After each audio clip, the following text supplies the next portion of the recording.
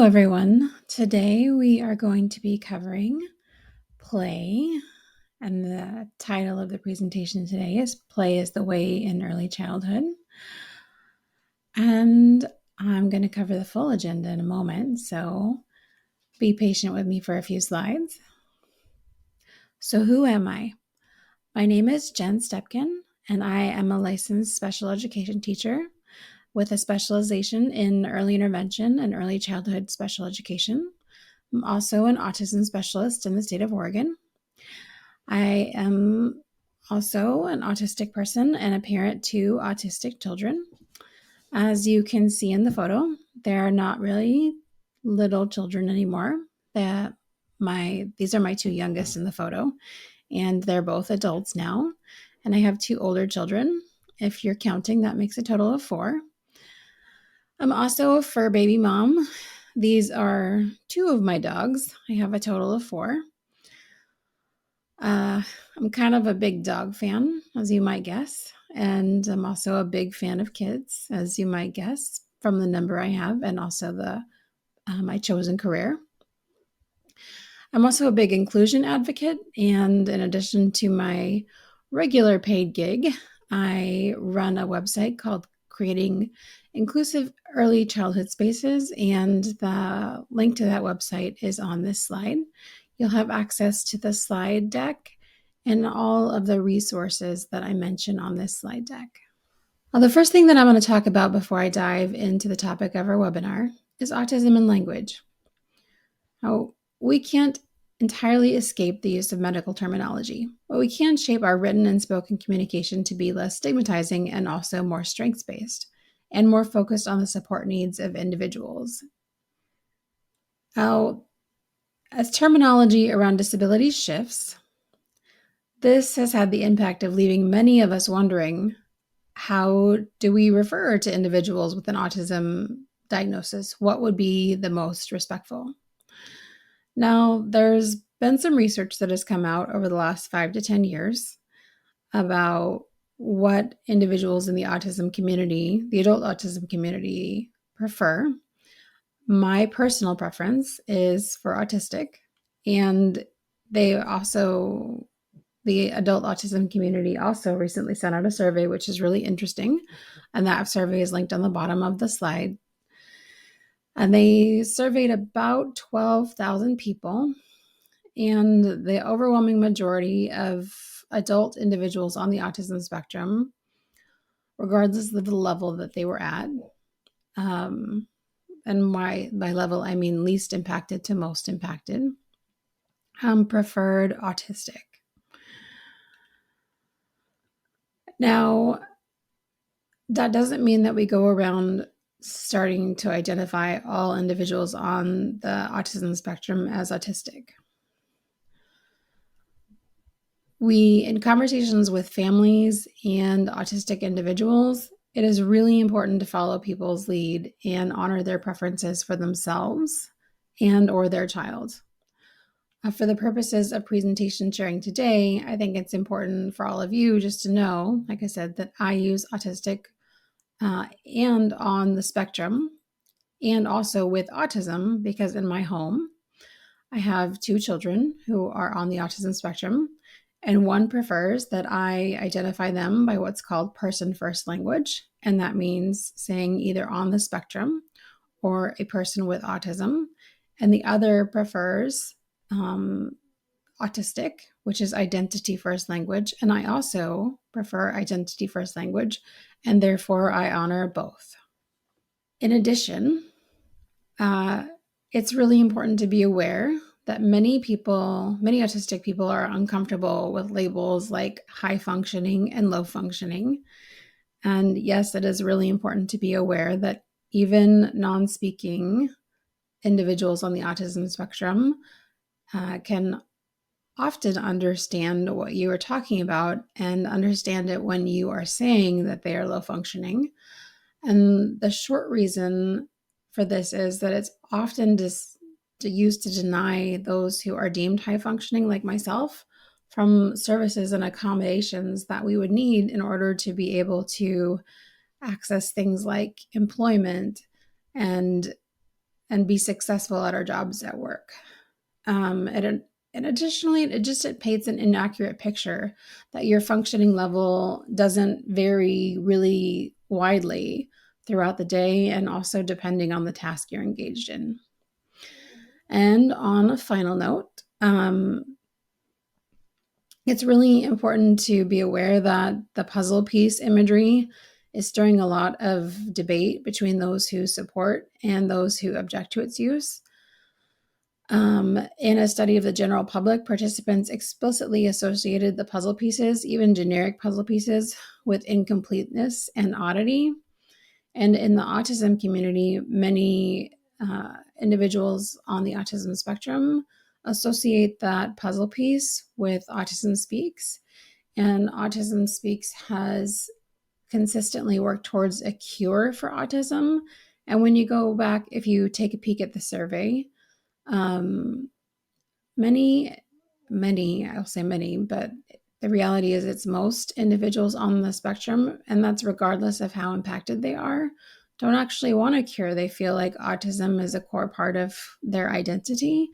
And I know for me personally, autism brings me a high level of strength to be able to do things like create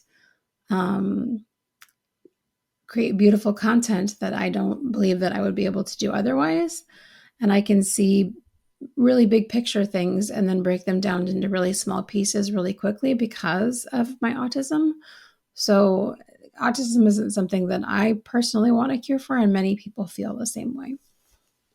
So before we dive into play, I'm going to ask you to tell us here on this Padlet, you are anonymous, what do you do for fun?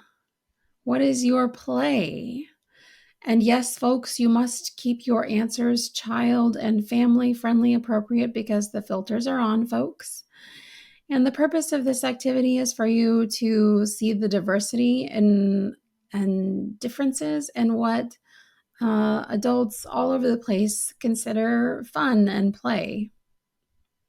So take a minute, pause the webinar, put your answer on the Padlet, and then jump into the next slide. If you have been in the field of early childhood education for a moment, and I know I've been in the field of early childhood education for many moments, about 20 years worth of moments to be precise, you may have run across this quote, and it says that play is the work of children. And this is a really accurate description. Children are engaged in play and really learning a lot of different concepts, like numeracy and letters, and they're learning how to read, and they're learning all of their pre-writing skills, and they're doing all of this through play. So play really is their work. And we're going to spend some time unpacking how to explain that to parents and our colleagues, and sometimes even our administrators today. And also we're going to spend some time doing a few more things, which I'm going to talk about on the next slide. The first thing we're going to talk about is why play, the research. And I'm not going to get heavy into the research because this is only going to be about a 50-minute webinar. And we're also going to talk a little bit about what makes play hard to describe to families in home settings and in class, and describe to our colleagues and families and sometimes administrators in classroom settings. And we're going to do some problem solving around that. And then we're going to dive into autistic play, how to honor it, and how to expand play for students on the autism spectrum. And then I'm going to give you some resources at the end of the slideshow to dive deeper into this work if you're interested. Why is play important? Well, play is important for many, many reasons. But at the top of this list is that play allows children to explore the world around them. You see the children in this photo, they're exploring in a dirt pile. But when they're exploring in a dirt pile, they learn a lot about dirt. Dirt can be wet, it can be dry, It can be different textures, and all of these things are things that you can talk about at different levels, which makes it both simple and complex, depending on the age level and what properties of the dirt you might want to explore, and do you want to measure it? And you can bring in some math into this and all sorts of things. And play is not only for our younger students, it's for all age ranges, including adults. I think about when I learned to ski and how hard that was and how many steps there are involved and what a learning process that was and how long it took. So it's definitely a learning process no matter what age you are. Play helps to reduce stress for both children and parents. I think about things like when children are learning how to be engaged in independent play, and when they do learn how to be engaged in independent play, how much that can reduce stress levels for parents. Play and learning go together. Through play, children can develop skills like academic skills and problem-solving skills. And when they're developing those problem-solving skills, they learn how to do things like persist. And they develop those resiliency and coping skills in learning how to persist in a task in play. They develop language and literacy skills, executive functioning skills, self-regulation, and physical coordination skills, both fine and gross motor skills. There's a lot of research in play. And as I said, I'm not going to dive too heavy into the research, but I wanted you to have some access to the different places that we go for the research on play. And then NAEYC, which, if you're not familiar, is the National Association for the Education of Young Children, defines developmentally appropriate practice as methods that promote each child's optimal development and learning through a strengths-based, play-based approach to joyful, engaged learning. And they have a position statement on play, and there's some additional research here on play. And then there's a UNICEF Lego Foundation study on play, which is particularly relevant for the children we serve in early childhood special education, if this is your field. Many of us who came into the field of early childhood education or early childhood special education are familiar with these types of play. That's that unoccupied play, the solitary play, the onlooker play, and the parallel play, all these types of play. But play actually comes in more specific stages, which we're going to talk about in a few minutes. But I just wanted to throw this out here as that introduction to the different types of play. And then we're going to dive into the more specific stages of play. So we're going to do some practicing. But before we do some practicing, I want you to take a moment or two, pause the webinar, and write down some things about what is currently hard for you, about sharing play as a best practice or using play as a best practice in the settings that you work in. And if you have any particular frustrations about teaching play skills for the students that you're currently serving, take a moment to jot those down too. As we're diving into the practice, I want you to think about a couple of things. What do you observe in your current practices, in your current settings? Think about when you're interacting with teachers and also when you're interacting with families. And how are we going to share this information after the practice scenarios? So I'm going to take you into a practice scenario where we're going to watch a child, and then we're going to think about how we're going to share the information with the family about what this child is learning. Let's practice.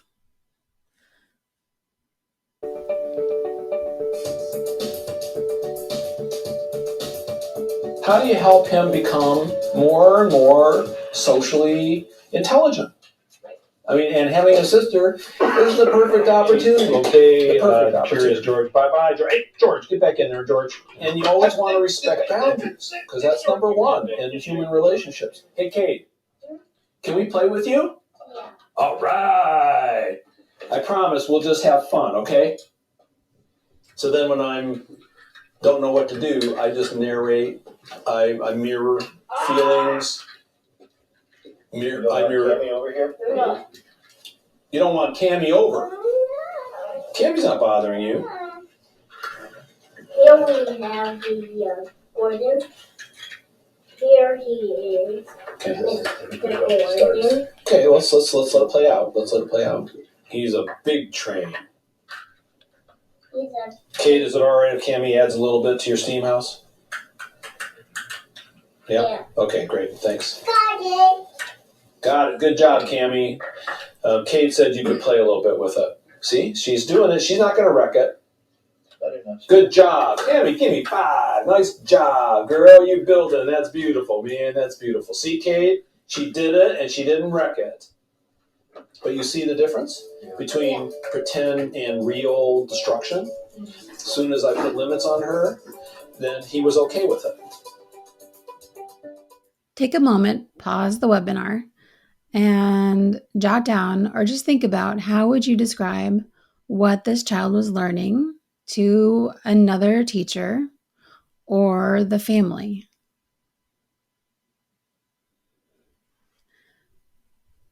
Here's what I would say. I would say that Cade, the little boy in the video, is working on learning to use his words to self-advocate. And what I was teaching him was modeling the use of those words to tell his sister Cammy what he did and did not like. The other big piece of what he was learning was that adults would respect the boundaries that he laid out. As adults were asking him if it was okay if somebody put something on his train house or his little Thomas the Tank Engine Lego house that he had built. As it's really important that when a child communicates with something with us, communicates a boundary, that we let them know that we're going to honor that boundary. Children are allowed to set reasonable boundaries for their play, and we need to teach them that we'll honor those boundaries so that we can establish trust with them. Trust is a really important part of the relationship with a child, and we're going to talk more about why here in a few minutes. Let's practice one more time. Go, go, go, jump. Can you jump on that one? I knew it. I knew you could jump big.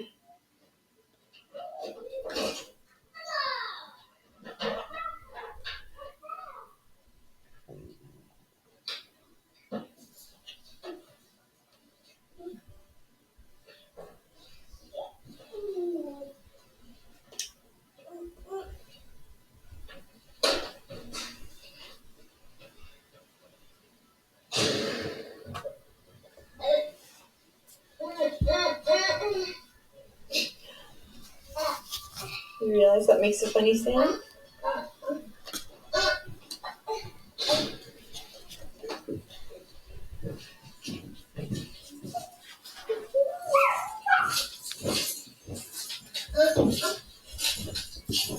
Thank you, Pat. Did you make sure it was locked? Thank you. Go back upstairs, okay? How would you describe what this child was learning to a teacher or family? Remember to pause the video and think about it for a minute and then move on. Here's what I would say. And this one was a little trickier. This little girl was at the stage of play of indiscriminate actions, and I'm going to give you the full play ladder list in a few minutes, so you weren't able to cheat on this one. So she was learning a lot about how to explore her environment. She's learning a lot about what things feel like and what they sound like and what they smell like. So she's doing a lot of that, treating all objects as the same. And at the same time, that was her mom that was in the video. her mom is inputting language and describing what those things are. And she's saying, oh, did you hear what that sounds like? Whoa. So she's doing a lot of labeling and narrating. And the other thing that mom is doing is she's working on that trust aspect again, just honoring her play and noticing, whoa, look at what you see. I see the same thing too. That's amazing. Look at you tiny, amazing human, and all these things that you're doing. And I love that too. And that is really, really, really important at that initial stage when you're building the relationship with a child. And I promise that I will get to the why part of that in a few moments. And here's the part you may all have been waiting for: autistic play. Before we dive into autistic play and how to expand autistic play, I want to present a bit of perspective, because perspective is really important. So I'm going to start by making you think a little bit. I'm going to ask you all a question, and I realize that you cannot answer me through a webinar. That is one way, where you're listening and I'm telling you. So I'm just going to have to trust that you are answering me virtually, and I just can't hear you. So my question to you is, what is functional play with this Spider-Man potato head? I can't ask you to raise your hand and put your answers in the chat. So take a moment and write down your answers. And I want you to think of what is functional potato head with this Spider-Man potato from the perspective of assessments. Like, think of your battels and your teaching strategies gold, maybe if you're in early childhood education. What is functional play from the perspective of the medical community if you're an ABA therapist? All of those things. Okay, now if you answered putting the Spider-Man's potato's mask on and taking it off, or maybe doing some action play with this Spider-Man potato, pretending he's web shooting, all of those things are perfect answers. Now I'm going to tell you the story that really got me wondering about this whole functional play thing. Now, this story is not from my work, but it could be. This story is actually from the Autism Thinks podcast that is dated 12/2020, and the link to this podcast is on the slide. And the story goes like this. We were in an education consultation, and the staff, the teachers, they were legitimately worried about the student who, he just takes all the pieces out and he lines them up, and then he puts them back in the drawer. And then he takes all the pieces out again and he investigates them and he looks at them and then he just puts them back in the drawer. And he just can't play functionally. There's no functional play. No functional play. And I said to them, to be clear, we are defining functional play as sticking human appendages into a potato, a plastic potato. Society gets very tied up in these expected routines with these specific toys and how it should be done. And who gets to decide that? You have to stop and really think. Why do I think sticking an arm and lips into Mr. Potato Head is functional, but studying the parts is not? And here is where a social construct of disability comes into play. This is my words here, not the story. Looking through a medical model of disability. No, studying the parts is not functional according to any assessment or any medical model of disability or any of those things. There is a common understanding of functional play among educators, among medical evaluators, and even among parents. But what is the definition of play? I want you to pause the webinar and Google it and tell me, through the screen, did you find this as your definition for play? Play is to engage in an activity for the enjoyment and recreation rather than any serious or practical purpose. So I'm just wondering, if this is the definition of play, could studying the parts be play, or lining up the trains be play if they enjoy it? I think it might be. Lining up the parts could be play, and it's fun and it's valid play for a child, and we need to honor it as play. And just like we would for our neurotypical students, and neurotypical means non-autistic if you're not familiar with the word. If our neurotypical students only played with a toy in one way, we could honor their interest as long as nobody's getting their eyes poked out, and work towards expanding play and gradually adding in variations and eventually, moving into other types of play. And that would be just fine. And this is the starting framework we need to have for conversations around play for our students on the autism spectrum when we're talking to families and our colleagues and sometimes our administrators. Now, I want you to forget about autism for just a minute, and I want you to think about yourself and kind of go back to thinking about that original slide on what is play for you. And think about if you were telling one of your very good friends, imagine this scenario as you and your friend, and you're telling your friend all about one of your amazing hobbies, something you're really deeply interested in. And your friend tells you, gosh, that is so dumb. I don't even know why you're interested in that. You should stop doing it, like right now. And imagine how you would feel if your friend told you that, somebody you trusted told you that, and how bad that would feel for you.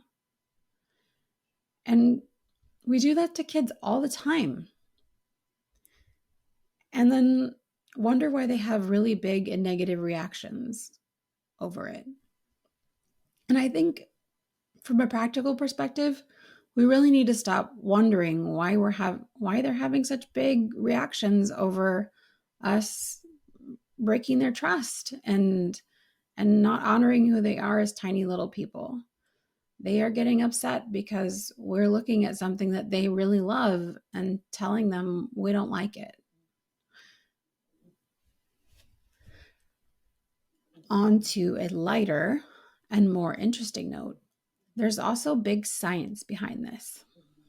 I'm going to tell you about a coloring experiment. Now, this coloring experiment was really interesting to me. And in this coloring experiment, there were 3 groups. There was a group of preschoolers who were promised that if they colored really amazingly, that they would get a reward. And that's the expected reward group on the left, you can see. And then there was a group of preschoolers that just colored. That was it. No reward, no promised reward. And then there was a group of preschoolers that got a surprise reward. They weren't told they were going to get anything for coloring. They just colored their pictures. And then at the end of coloring their pictures, they were given a surprise. Now, the group of preschoolers who were told that if they colored, they were going to get a reward, they observed them for a few weeks after, and they didn't really enjoy coloring anymore because there was an external motivator attached to it.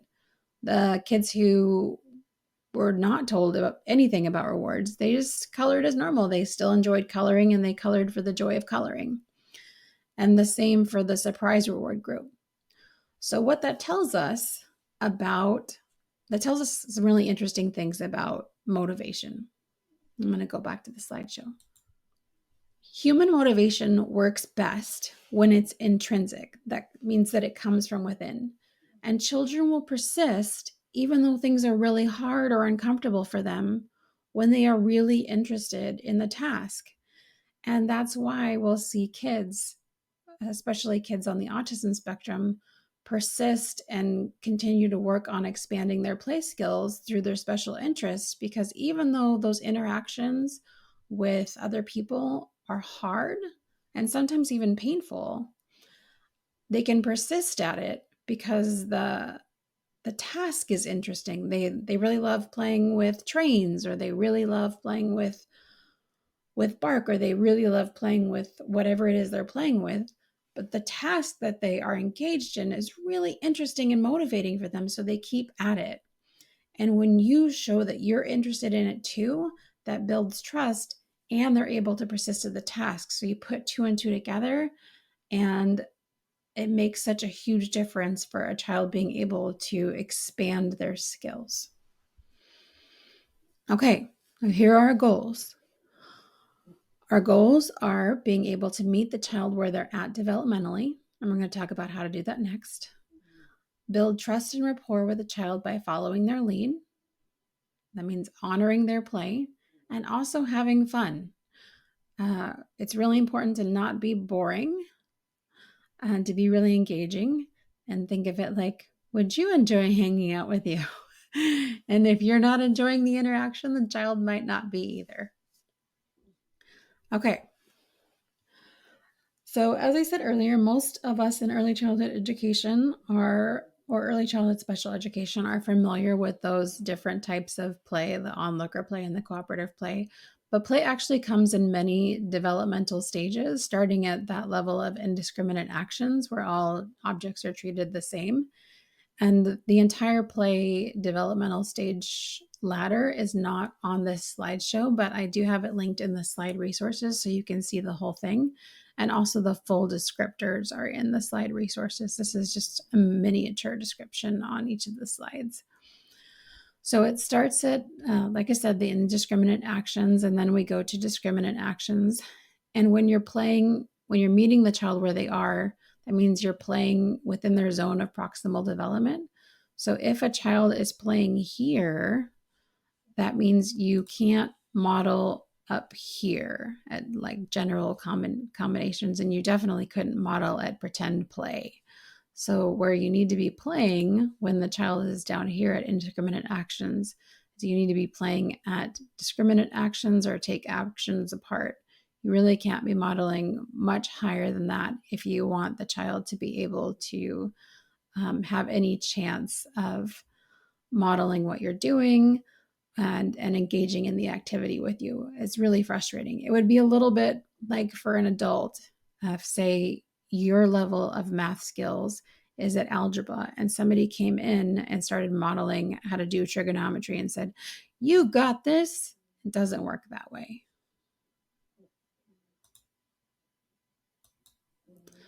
So these are the next one. I went through that a little fast.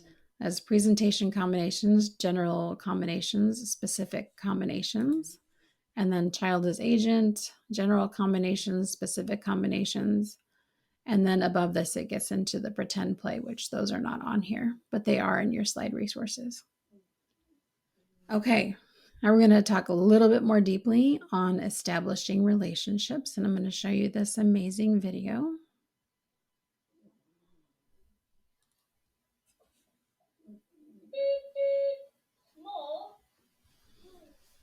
More trains.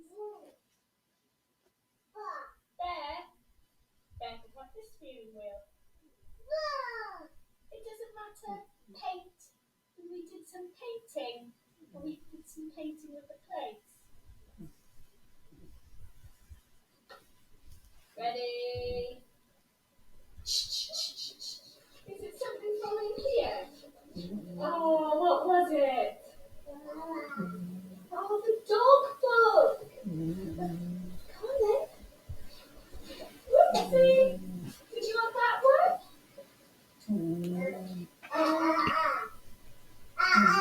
There's a book there as well.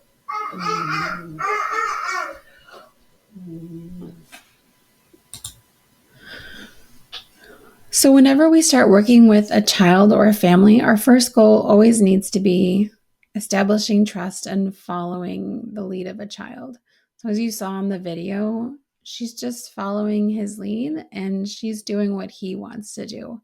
He's telling her about the plate, and you can see at the beginning of the video, he's showing her that there was some paint on the plate, and she's saying, oh yeah, we painted earlier. That's okay. It doesn't matter. They can have paint on it. And then he looks like he wants to steer and drive the bears. So she drives the bears with him, and then she follows him into the other room. And sometimes that can lead to switching activities a lot initially, but that's okay. I found that if you do this a lot initially with the switching of activities, children build their play skills slowly, and then they're able to attend to activities longer. So the switching of activities a lot initially is always fine. So we always follow the lead and respect both their verbal and nonverbal communication. And respecting their nonverbal communication means that if a child pushes us away when we get too close, we let them know that we heard them and we step back a little bit. This is for both practical reasons and for honoring their communication. I've seen it happen more than a few times that when we don't honor that communication and we step too close into a child's space when they're telling us with their nonverbal communication that they want us to step out of their space. And that's when, the really aggressive behaviors happen with hitting and biting and spitting. So it's really important to watch for those nonverbal cues from a child, as they're telling you with their communication that they want you out of their space. And if you don't honor it, I'm going to say it's pretty normal for you to get a negative response from that. Now I'm going to ask you to forget about autism for a moment and think about you. And think about who the people in your life you trust are and why you trust them. Do those people in your life that you trust, do they listen to you? Do they hear you? Do they honor and respect your communication? When you ask them to back out of your space, do they back out of your space or do they continue to push at you? And if you answered yes to all of those questions, and I hope you did answer yes to all of those questions, those are all of the reasons why when we're interacting with children and we want them to follow us and do what we ask them to do, that's why it's important to build those trusting relationships with children too. Children follow people and want to make us happy, but they often want to make people happy who make them happy and make them feel safe. So building and establishing those trusting relationships is so incredibly important for these reasons. Okay, here's the big moment that you've all been waiting for, I'm sure. We are going to practice expanding play for a child on the autism spectrum. We are not going to dive deeply into sensory profiles, so you only get to know a little bit about this child that I am going to describe to you. And I am going to make it a little bit challenging, but I'm going to give you the answers at the end and the whys behind it. So for the sensory profile of this child, you get to know that this child loves movement, but they do not like touch. They like music, but they do not like loud sounds. And they like lights, and they like bright colors. For toys, or their preferred play activity, you're not actually getting a toy. Their is bark. I knew you'd be excited about that. And their current level of play is indiscriminate action. That means that they're treating all objects as the same. They're exploring the texture of the bark with their hands, and they carry the bark around. How would you explore this play? And remember, the golden rule is always start with what they are interested in. So what are they doing with the bark? And then think of how you might go further with the bark play. This game is called How Many Ways Can You Play with Bark? Pause the webinar and write down all the ways that you came up with to play with bark, thinking about those first couple of stages of play development and not wanting to play too high.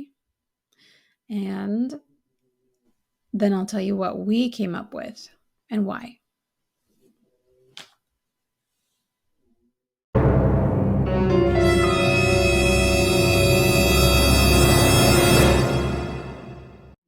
You thought this was the answer slide, didn't you? No. What did you come up with?